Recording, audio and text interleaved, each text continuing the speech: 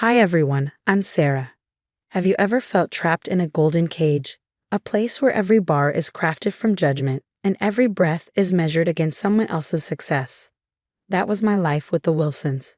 But today, I'm sharing how I turned their psychological warfare into my greatest victory. If you're ready to hear this story of transformation, make sure to like and subscribe. Trust me, you won't want to miss how this ends. I was 26 when I married Tom Wilson. Armed with a business degree and dreams of building a loving family, I thought I had it all figured out. But my dream quickly unraveled, courtesy of my mother-in-law, Patricia, and her golden child, Emma. Sarah, darling, Emma just closed another six-figure deal today. Isn't it wonderful to have someone in the family who actually contributes to society? Patricia's voice was sweet, her words sharp as daggers. It was our weekly family dinner, and as usual, I pushed my food around my plate, forcing a polite smile. Tom chuckled. Mom's just proud of Emma, babe. Don't take it personally. But in the Wilson household, everything was personal. Achievements weren't celebrated, they were weapons. Choices weren't decisions, they were battlegrounds. Emma, the marketing executive extraordinaire, was Patricia's crown jewel, and I, the housewife with a business degree, was the family's disappointment. You know, Sarah, Emma said during one of our forced shopping trips, there are always entry-level positions at my company. Even answering phones would be something. Then came the news that changed everything. I was pregnant. Instead of joy, I felt dread creeping in, magnified by severe back pain that arrived early in my pregnancy. The doctor prescribed rest and minimal physical strain, but Patricia dismissed it over brunch. Pregnant women have been working since the dawn of time, she said, slicing into her grapefruit. Emma worked through 2 major campaigns with the flu last month. Now that's dedication. The breaking point came when Emma bought her new house in Oakwood Heights. Patricia couldn't stop bragging. My Emma, climbing the property ladder while others just exist. One afternoon, as I battled another wave of back pain, Patricia cornered me in the kitchen. Emma's too busy to clean her new house before moving in. Since you're home all day doing nothing, you'll take care of it. Patricia, my back. Oh, please, she cut me off. It's just cleaning. What else do you contribute to this family? Emma works 60-hour weeks, and you can't even manage this. Tom walked in mid-conversation. Mom's right, honey. Emma's been so stressed with work. It's the least we can do. I stood there, one hand on my aching back and the other protectively over my barely showing pregnancy bump. In their eyes, I would never be enough. But in that moment, I made a silent promise to myself and my unborn child. This wouldn't be our life forever.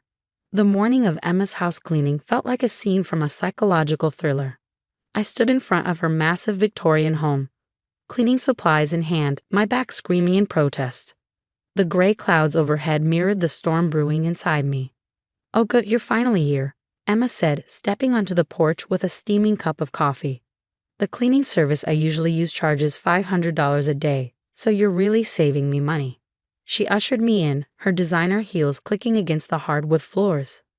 I started in the kitchen while Emma set up her laptop in the dining room. As I scrubbed, I heard the deliberate clink of her breakfast muffin crumbs hitting the floor.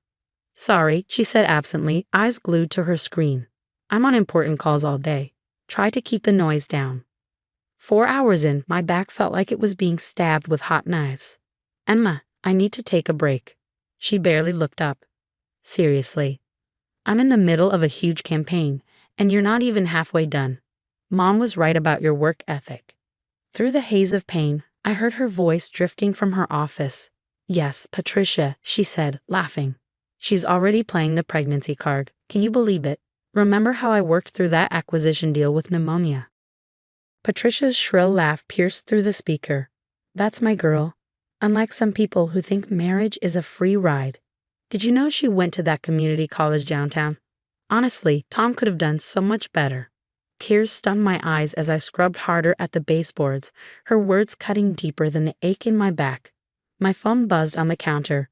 Tom's response to my earlier text about the pain lit up the screen. Stop being dramatic. Mom says you're embarrassing me. Just then, a knock at the door interrupted my spiral. Emma groaned, tossing her pen onto the table. Get that, will you? And try not to look so pathetic when you answer it. At the door stood a striking woman in her 40s, holding a package. I'm Rebecca, from next door. They delivered this to my house by mistake. Her sharp eyes took in my pale face and hunched posture. Are you okay? You look unwell. She's fine. Emma called from behind me, her voice dripping with condescension. Just lazy, as usual. Rebecca's expression hardened, her tone suddenly businesslike. Lazy, huh? She pulled out a sleek business card and handed it to me, CEO of a digital marketing firm. I couldn't help but overhear earlier, she said, her voice dropping to a softer pitch. I know talent when I see it, and I know abuse when I see it too. Come by my house when you're done. We need to talk. That evening, with an ice pack pressed to my back, I walked into Rebecca's home. Her office walls were lined with awards and magazine covers, each one reflecting her immense success. What they're doing to you is classic psychological abuse, Rebecca said, pouring herbal tea into a delicate porcelain cup. But I saw your college thesis online. Your digital marketing strategies were brilliant. How would you like to turn their biggest weapon against them? For the first time in months, I felt a spark of hope. As Rebecca outlined her plan, I realized this wasn't just about cleaning houses, it was about cleaning house in my life. The mess I needed to remove wasn't on any floor. It was the toxic family who thought they could break me. Looking around at Rebecca's success, I saw my future. Sometimes rock bottom isn't the end, it's the foundation on which you build an empire. After giving birth to my daughter, Sophie, I turned maternity leave into my secret weapon. While Tom and his family assumed I was wasting time lounging with the baby, I was building my empire one keystroke at a time. You seem different, Patricia said during dinner one evening, her eyes narrowing. Awfully confident for someone who just changes diapers all day. If she only knew, between diaper changes, I was taking Rebecca's advanced marketing courses and landing my first client through her network, ironically, one of Emma's dissatisfied customers. Our campaign numbers are dropping again. Emma ranted during Sunday brunch. Some new agency is snatching up all our clients and no one will tell us who it is. I hid my smile behind my coffee cup. My agency, Phoenix Digital, was the mysterious rising star turning the industry on its head. Operating anonymously through Rebecca's office space, I was revolutionizing social media strategies while Emma's outdated methods crumbled. Something's different about you, Tom confronted me one evening. You're always on your phone, smiling at messages. Are you cheating? Just mommy blogs, I lied smoothly, while finalizing a six-figure deal with a major cosmetics brand, Emma's biggest client. The tension reached a boiling point during a family gathering when Emma burst into tears. This mystery agency, I found out who owns it. Her eyes met mine across the table, realization dawning. Shock flickered there, but shame kept her silent. Patricia, oblivious, patted Emma's hand. Don't worry, darling. Not everyone has your talent. Look at Sarah, perfectly content being a nobody. That night, Emma texted me. How long have you been doing this? I replied with a screenshot of Phoenix Digital's latest award-winning campaign, the same one Emma's team had been chasing, long enough to know my worth. The power dynamic shifted after that. Patricia's jabs about my unemployment fell flat as I quietly hired my 10th employee. Emma's boasts about her career dulled, knowing I now owned 40% of her former client list. You've changed, Tom accused one night. The old Sarah was sweeter, more manageable. I thought of the contract waiting in my inbox from a Fortune 500 company. The old Sarah was a butterfly waiting to emerge. Would you like to see what she's become? Rebecca, watching my transformation, smiled with pride. Ready to show them who you really are. Looking at my sleeping daughter, I smiled back. Sometimes the best revenge isn't served cold, it's served with a marketing strategy. So brilliant your enemies become case studies in what not to do. Tomorrow, Phoenix Digital would announce its CEO to the world. The Wilsons were about to learn the hard way that the woman they underestimated had become the woman they couldn't ignore. The Ford's Technology Conference became the stage for my greatest triumph and the beginning of my true happiness. As I stepped onto the stage to accept the Digital Innovator of the Year award, I locked eyes with Michael Chen, the keynote speaker. His gentle smile would soon change my life. Your Phoenix Digital campaign revolutionized the entire industry, he said later during the networking hour. I'd love to collaborate. That same week, Patricia barged into my office, uninvited. I always knew you had it in you, darling, she gushed, her voice dripping with fox pride. I pushed you to be better. This is practically my success, too. Before I could respond, Tom stormed in. As your husband, he declared, I have a right to half of this company. You built it while we were married. Rebecca emerged from her office, calm and poised. Actually, she said, holding a thick folder, she built this while documenting your family's systematic emotional abuse. How do you think a board of directors would feel about that evidence? Tom's face drained of color. The divorce papers were filed that very afternoon. Michael proved to be my unexpected strength through it all. You're not just surviving anymore, he said one evening, his hand warm over mine. You're thriving, and you deserve every bit of it.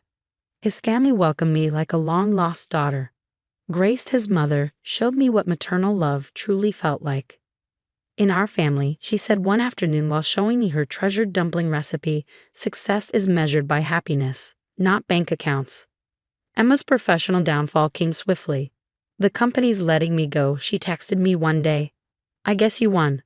I never played to win, I replied. I played to become who I always was.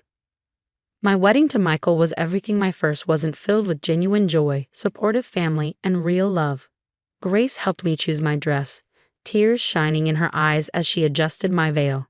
You're the daughter I always wanted, she whispered, her voice thick with emotion. A year later, at a Chen family dinner, I announced my pregnancy. The room erupted in cheers and genuine celebration. Grace immediately began planning the baby shower, while Michael's sisters playfully bickered over who would host. Sitting in my corner office today, I glance at the family photo from last Christmas, framed on my desk. My phone buzzes with a text from Patricia. Darling, can't we put the past behind us? Family is family. I delete it without a second thought and pack up early. Tonight, Grace is teaching me her secret dumpling recipe. As I drive home, I reflect on how life comes full circle. I once cleaned houses for people who thought I was nothing. Now I run a company that's reshaping the digital landscape, married to a man who sees my light, and surrounded by a family who knows that love isn't about control. It's about letting people shine. Sometimes the happy ending isn't about revenge at all. It's about finding where you truly belong. What about you? Have you ever realized that the people belittling you were actually terrified of your potential? Would you expose them immediately, or would you silently build your empire while they underestimated you? Leave your thoughts in the comments below. I'm curious to hear your stories about dealing with toxic family members. Did you confront them head-on, or did you play the long game? The most interesting part of my journey wasn't just proving them wrong. It was discovering that success is the best answer to toxicity.